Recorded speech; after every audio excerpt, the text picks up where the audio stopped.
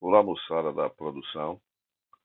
Essa é a videoaula 09 de Física 1, com o título Energia Cinética e Trabalho. Esperamos que essa videoaula seja muito bem utilizada para revisar os conteúdos vistos em sala de aula por aqueles alunos que precisam reforçar aquilo que foi discutido e que sirva também como material de apoio para aqueles alunos que não tiveram a condição de assistir à aula por alguma razão. Esperamos que essa videoaula atinja os objetivos de todos vocês. Vamos ao conteúdo da aula. Energia cinética. Ora, a energia cinética, pelo próprio nome, está relacionado a movimento. Então, a energia cinética é a energia associada ao movimento de um objeto. Quanto mais depressa o objeto se move, maior é a sua energia cinética. Quando o objeto está em repouso, sua energia cinética é nula. Para um objeto de massa m, que se desloca com velocidade v muito menor que a velocidade da luz, a energia cinética é dada pela expressão m vezes v ao quadrado sobre 2, sendo m a massa em quilograma e v a velocidade em metro por segundo. A unidade do Sistema Internacional de Energia Cinética é o Joule. A relação entre trabalho de uma força e a energia cinética é o que nós vamos ver em breve. Veja, para determinar o trabalho de uma força, o que significa realizar trabalho? Trabalho é a energia transferida a um objeto ou de um objeto por meio da ação de uma força que age sobre o objeto. Então, gente, realizar trabalho significa transferir energia. Se vai haver transferência de energia, significa dizer que esse objeto vai entrar em movimento. Essa caixa em repouso, ela não tem energia de movimento. À custa de trabalho, ela vai adquirir energia cinética. Ora, e para então ela ganhar, para ela entrar em movimento, é necessário a ação de uma força. Então, observe o que vai acontecer. Olha. Suponhamos que essa força F genérica, inclinada de um ângulo θ em relação à mesa, vai agir sobre essa caixa na tentativa de colocá-la em movimento. Observe, então, que apenas a componente de F paralela à mesa é que vai fazer efetivamente o deslocamento dessa caixa. Apenas essa componente horizontal é que vai se responsabilizar pelo deslocamento da caixa. Vamos admitir que essa caixa vai então se deslocar de uma certa distância d, representada pelo vetor deslocamento. Ela vai percorrer uma certa distância, representada pelo vetor deslocamento d. Então, nós definimos o trabalho de F como sendo o produto da componente da força paralela ao movimento vezes o deslocamento. Então, observe que nós estamos tratando com dois vetores. O vetor F cosseno de θ, que é a componente de F na direção do movimento, e o vetor deslocamento. Veja que o ângulo entre esses dois vetores é 0 grau, no caso, né? Então, o produto dessa força, F cosseno de θ, pelo deslocamento, me dá a quantidade de trabalho que essa força vai realizar. Nós chamamos isso de trabalho motor. Vamos observar as outras forças que atuam sobre essa caixa, né? Nós temos a componente F seno de θ. Veja que a componente F seno de θ é perpendicular ao deslocamento ao longo de todo o movimento da caixa. A força normal, que é a força de contato da mesa sobre a caixa, também é perpendicular ao movimento. Vamos admitir que as superfícies não sejam perfeitamente polidas e exista força de atrito. A força de atrito, ela é uma força paralela ao movimento, porém de sentido contrário.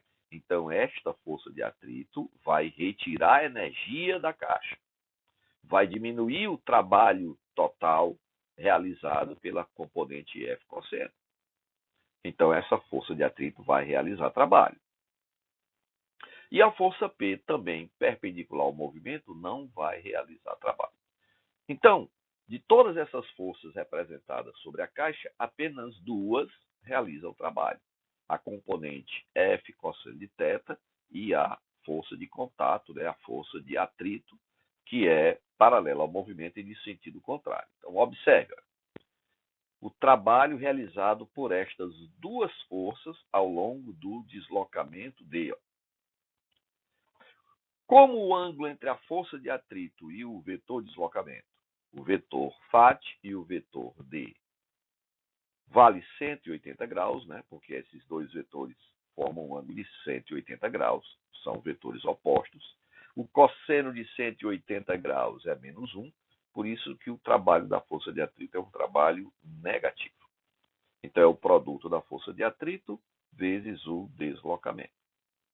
Então, veja que o trabalho total, como eu poderia calcular o trabalho total de todas essas forças aqui representadas, como eu poderia calcular o trabalho total realizado por essas forças ao longo do deslocamento D, fazendo a soma algébrica destes dois trabalhos, o trabalho da componente F cosseno com o trabalho da força de atrito. E aí eu escreveria da seguinte forma, né? O trabalho total vai ser igual ao trabalho da força F mais o trabalho do φ. Lembrando que essa soma é uma soma algébrica. O trabalho de F é positivo, porque está no mesmo sentido do deslocamento, e o trabalho do φ é negativo, porque está em sentido contrário ao do vetor de deslocamento. Tudo bem? O trabalho da componente F seno, o trabalho de N e o trabalho de P são ambos nulos, porque não apresentam nenhuma contribuição para o movimento dessa caixa, por serem perpendiculares à direção do movimento. Vamos então relacionar o trabalho realizado pela força resultante sobre a caixa com a variação da energia cinética que ela vai sofrer. Veja o seguinte, nós vamos utilizar a segunda lei de Newton, já que nós vamos calcular o trabalho da resultante, eu posso começar com a força resultante igual a massa vezes a aceleração. E a aceleração eu vou relacionar com a velocidade final, a velocidade inicial e o deslocamento que ela vai sofrer. Aí eu poderia explicitar a aceleração, tirando a aceleração desta equação de Torricelli. A equação de Torricelli vai me dar a aceleração dessa maneira. V ao quadrado menos V0 ao quadrado, dividido por 2 vezes o deslocamento. E depois eu vou, da expressão que eu vou obter, eu vou introduzir a energia cinética através desta relação mv ao quadrado sobre 2. Vejamos. Inicialmente, vamos observar que somente a componente F cosseno e a componente φ é que vão realizar trabalho. Né? Veja, vamos supor que esse vetor verdinho represente a força resultante de todas essas forças, que na realidade vai ser a resultante da componente F cosseno de θ com o φ. Né? A resultante seja essa. Então, essa força resultante vai fazer a bolinha deslocar, vai fazer este bloco deslocar de uma distância d. Então, eu vou calcular o trabalho dessa força resultante ao longo desse deslocamento. Veja como vai ficar. A força resultante, né? Eu coloquei aqui o índice x para lembrar que o objeto está se deslocando na direção paralela ao plano horizontal, né? Que é o famoso eixo x. Usando a segunda lei, né? Isso aqui é o produto da massa da caixa pela aceleração da caixa. Veja que a aceleração da caixa está dada em função das velocidades inicial e final e do deslocamento. Então, eu vou agora multiplicar a massa pelo v ao quadrado e pelo v0 ao quadrado. E vou deslocar o d para o primeiro membro da equação. Né? Vou multiplicar o d pela força resultante. Veja, força resultante vezes o deslocamento vai ficar mv ao quadrado sobre 2 menos mv0 ao quadrado sobre 2. Se você olhar a equação da energia cinética, ó, posta aqui, ó, 1 meio de mv2, veja que mv ao quadrado sobre 2, eu posso dizer que isso aqui é a energia cinética final da caixa. E mv0 ao quadrado sobre 2 é a energia cinética inicial da caixa, né? Eu posso escrever dessa maneira. O trabalho, força resultante vezes deslocamento, é o trabalho. Então, se a força resultante vezes deslocamento, eu vou chamar de trabalho resultante. O trabalho resultante é igual à energia cinética final menos a energia cinética inicial. Ou seja, é igual à variação da energia cinética. Não esqueça esta relação que é extremamente importante. O trabalho da força resultante é que é igual à variação da energia cinética do objeto. Esta relação é conhecida com o nome de teorema da energia cinética ou teorema do trabalho e energia cinética. Quando F e D são dados em função dos vetores unitários, podemos calcular o trabalho da força pelo produto escalar. Veja, a força é F escalar D. Veja que F é um vetor, D é um vetor e o produto escalar de dois vetores é um escalar, que é o trabalho. Então, o trabalho é uma grandeza escalar, por isso que quando a gente soma, quer calcular o trabalho resultante, esse trabalho resultante é a soma algébrica dos trabalhos realizados pelas forças que atuam sobre o objeto. Não há preocupação com soma vetorial. Ok? Então, o trabalho de uma força é o produto escalar entre a força e o deslocamento. Trabalho da força-peso, né? O trabalho da força gravitacional. Vamos observar e vamos considerar que nas proximidades da superfície da Terra, a força gravitacional, conhecida como peso, é uma força constante de direção vertical e sentido para baixo, né? Apontando para o centro do planeta. Assim, a força-peso só realiza trabalho sempre que surgirem deslocamentos verticais. Veja, lembre que no slide anterior, a força-peso não realizava trabalho porque a caixa se movia num plano horizontal. E aí a força-peso é perpendicular ao deslocamento. Então, para que a força-peso realize trabalho, é preciso que o objeto tenha movimento vertical, ou, pelo menos, se mova ao longo de um plano inclinado. Porque num plano inclinado eu posso decompor, eu posso produzir duas componentes, né? É como se ele descesse uma escada, né? Onde ele tem movimento vertical e tem movimento horizontal. Só vai haver realização de trabalho nos movimentos verticais. Observe essas duas bolinhas, né? A bolinha da esquerda, esta bolinha da esquerda, quando solta, cai de uma altura h. E a bolinha que está apoiada no plano inclinado, no topo do plano inclinado, quando abandonada, ela desce o plano inclinado.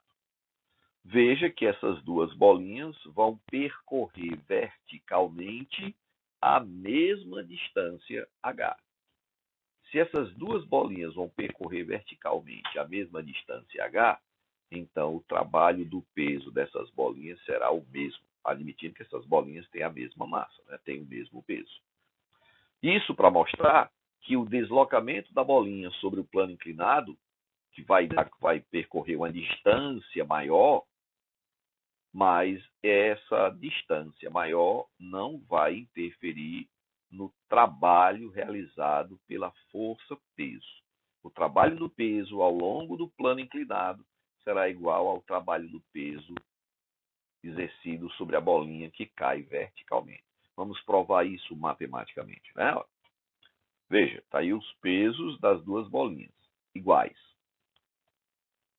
Quando essa bolinha cai verticalmente, a força-peso é para baixo, o vetor de deslocamento também é para baixo, o ângulo entre a força-peso e o vetor de deslocamento é 0 grau, cosseno de 0 grau é 1, e aquela relação F vezes D vezes o cosseno se transforma em P vezes H vezes cosseno de 0, que é 1, então fica simplesmente P vezes H. Então, quando o objeto cai verticalmente, o trabalho do peso é positivo. Objeto descendo, objeto caindo, o trabalho do peso é positivo e é simplesmente pH. Se o objeto é lançado verticalmente para cima, o trabalho do peso vai ser negativo. Por quê? Porque se o objeto é lançado verticalmente para cima, a força peso é para baixo, o vetor P é para baixo, mas o vetor D, o vetor deslocamento, é para cima, visto que ela foi lançada para cima.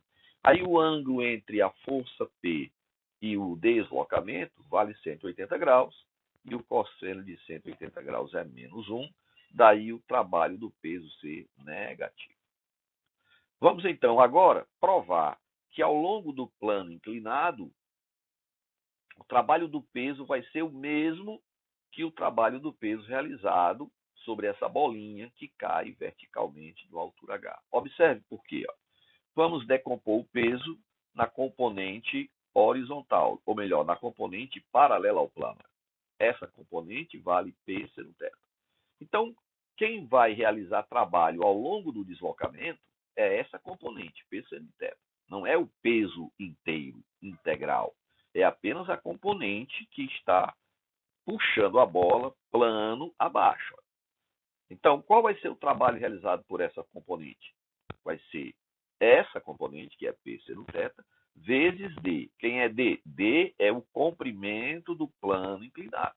D é o comprimento do plano inclinado, que é a distância que a bolinha vai percorrer o plano de cima até embaixo. Acontece que essa distância D, o comprimento desse plano inclinado, representa a hipotenusa desse triângulo, onde o H representa o cateto oposto ao ângulo θ, que é o ângulo de inclinação do plano inclinado. Então, eu posso dizer que D, este comprimento, né, ou seja, a hipotenusa deste plano inclinado, né, que representa a distância percorrida pela bola, vezes o seno desse ângulo, me dá a altura H, que é o cateto oposto. Né? Lembre que o cateto oposto é o produto da hipotenusa pelo seno do ângulo. Então, se eu substituir seno de θ vezes D na equação do trabalho, eu vou ver que o trabalho de P é pH, mesmo o objeto descendo o plano inclinado.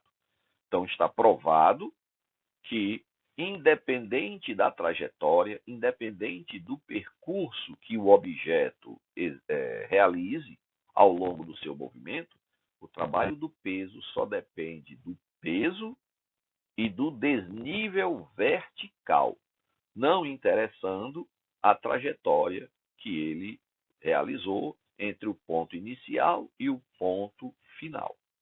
Tranquilo? Por essa razão, a gente diz que o trabalho do peso, né, é um trabalho conservativo. Né? A força-peso é uma força conservativa, porque o trabalho não depende do caminho seguido.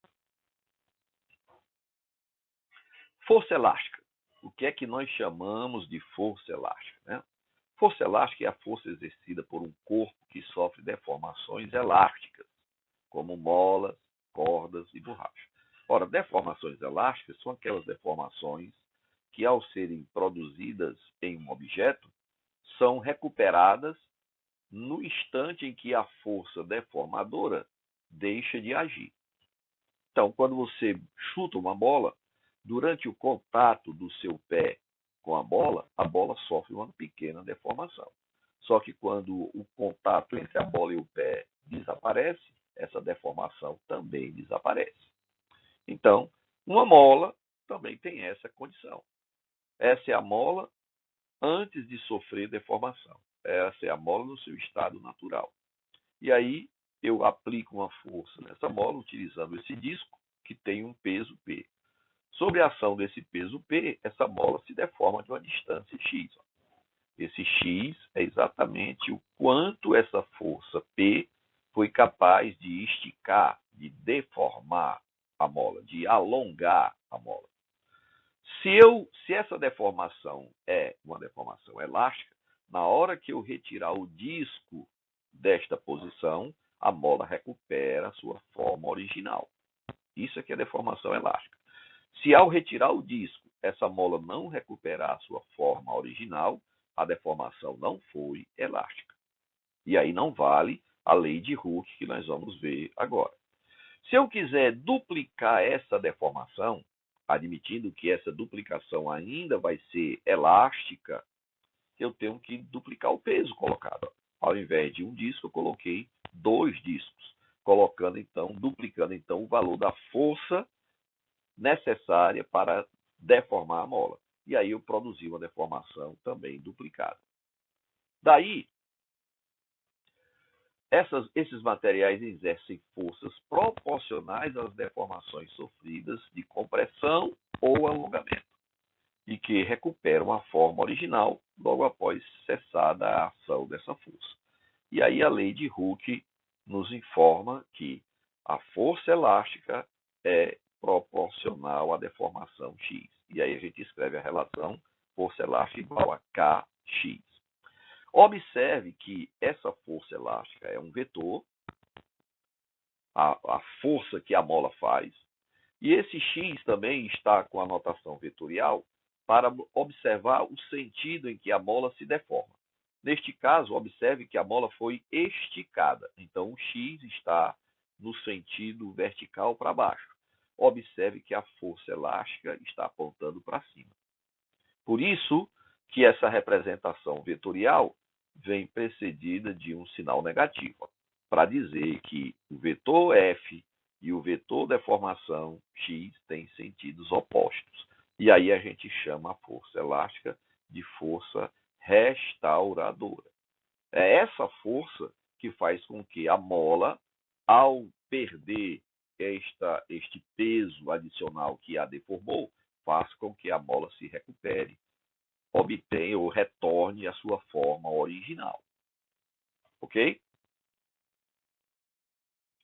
Vamos então agora, utilizando um gráfico, representar a força elástica que uma mola exerce em função da deformação que ela sofre. A força que uma mola exerce em relação à deformação que ela sofre. Como a força elástica é igual a Kx, o sinal negativo agora não precisa ser utilizado, né? A força elástica é Kx, então veja que quando o x é zero, ou seja, quando a deformação da mola é nula, a mola não está deformada, a força elástica também é nula. E aí, à medida que o x aumenta, a força elástica aumenta, com isso vai me dar um gráfico inclinado. E aí eu quero calcular o trabalho. Veja que eu não posso calcular o trabalho da força elástica utilizando aquela equação. Trabalho é igual a força vezes deslocamento vezes o cosseno do ângulo. Por quê? Porque esta equação só pode ser usada para calcular o trabalho de forças constantes. A força elástica não é uma força constante. Ela varia com a deformação. Então, se a força elástica é uma força que varia com a deformação da mola, a força elástica vai ter que ser calculada, o trabalho da força elástica terá que ser calculado utilizando a área limitada pelo gráfico e os eixos dos deslocamentos, os eixos das deformações. Tá? Então, a área desse gráfico vai me dar o trabalho realizado pela força da mola, quando essa mola sofre uma deformação x. Como é que eu calculo a área desse triângulo? É a base, que vale x, vezes a altura, que vale F, onde F é a força elástica, dividido por 2. Isso me dá a área desse triângulo. Se essa figura fosse um trapézio, o trabalho seria dado pela área de um trapézio. Bastava que eu quisesse calcular o trabalho entre uma deformação x1 e uma deformação x2, digamos. E eu daria um trapézio. Então era só calcular a área do trapézio, eu teria o trabalho realizado entre o deslocamento x1 e x2. Acontece que a força F é dada pela expressão Kx. Então eu vou trocar esse F por Kx, aí nós vamos obter esta relação. X vezes Kx sobre 2. E aí eu vou ter a expressão final do trabalho da força elástica como sendo K vezes x ao quadrado sobre 2. Veja que esta é a expressão para calcularmos o trabalho realizado pela força elástica. Ok? Potência média de uma força. Potência de uma força. O que é que a gente chama de potência? O que é que significa potência? A potência de uma força me diz a taxa com que esse trabalho é realizado. A taxa, a rapidez com que um trabalho é realizado por uma força. Quanto mais rápido um trabalho é realizado por uma força, maior é a potência dessa força. Como podemos determinar esse trabalho? Vamos ver, olha. Vamos pegar este corpo apoiado num plano horizontal e vamos aplicar uma força F sobre ele. Essa força F faz com que esse bloco entre em movimento. Consequentemente, essa força F vai realizar trabalho. Esta força F vai realizar trabalho ao longo do deslocamento. Ok? Se uma força realiza trabalho durante um certo intervalo de tempo, a potência média desenvolvida por essa força nesse intervalo de tempo é dado pela relação entre o trabalho realizado pela força e o tempo gasto. Essa força realizou trabalho ao deslocar essa caixa de um ponto A a um ponto B, digamos. E este trabalho foi desenvolvido ao longo de um certo intervalo de tempo.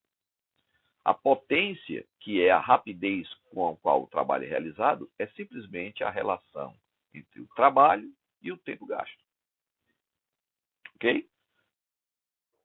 A potência instantânea.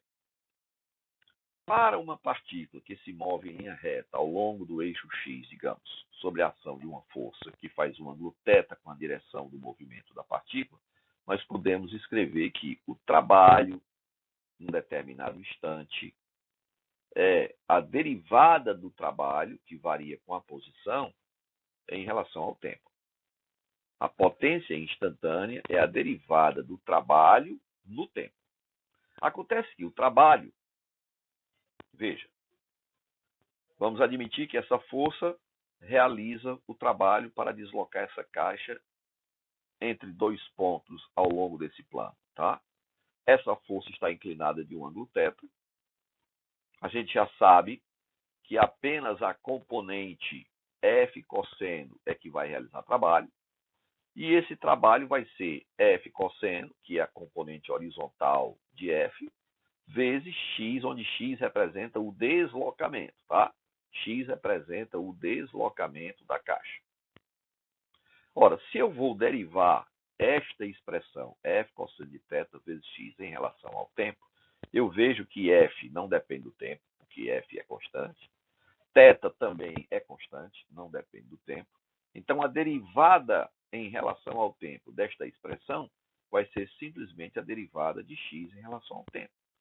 Então, essa derivada vai ficar f cosseno de θ, né? Porque a derivada de f é zero, a derivada do cosseno de θ também é zero, só vai existir a derivada de x, né? Então, vai ficar f cosseno de θ vezes a derivada de x em relação ao tempo. Acontece que dx dt, a derivada do deslocamento x no tempo, é a velocidade. Ó. Então, eu fico com a expressão F cosseno de θ vezes V, onde V é a velocidade dessa caixa. Então, a potência instantânea é F cosseno de θ vezes V, ou F vezes V cosseno de θ. Isto lembra o produto escalar entre a força e a velocidade. Então, a potência instantânea eu posso obter fazendo o produto escalar entre o vetor F e o vetor velocidade. E aí, se V varia com o tempo, eu posso determinar a velocidade utilizando, eu posso determinar a potência instantânea, né, utilizando os vetores unitários, substituindo o T pelo instante desejado. Ok? E, finalmente, né, as unidades de potência e os múltiplos do watt. Né? Quais são as unidades de potência? No sistema internacional, o trabalho é dado em joule, o tempo é dado em segundos e a potência é dada em watt, onde o watt é joule por segundo. Tá? A unidade SI de potência é o watt, que é o joule por segundo. Múltiplos do watt, nós temos o kilowatt, que são 1000 watts. Nós temos o megawatt, 10 elevado a 6 watts. e nós temos o gigawatt, 10 elevado a 9 watts, são as mais conhecidas, tá? Outras duas unidades também conhecidas, né, e mais comerciais é o HP, horsepower, e o CV, né, o cavalo vapor. Essas unidades de potência são unidades mais comerciais, né, desenvolvidas em motores, né, para automóveis. Vocês devem ter visto isso já nestes componentes, tá? Moçada, com isso nós concluímos a nossa aula número 10, esperando que vocês utilizem esse vídeo para realizarem uma revisão bem profunda e conseguirem, então, realizar, desenvolver os exercícios que nós propusemos na lista de exercícios. Tá bom? Nos encontramos na próxima aula.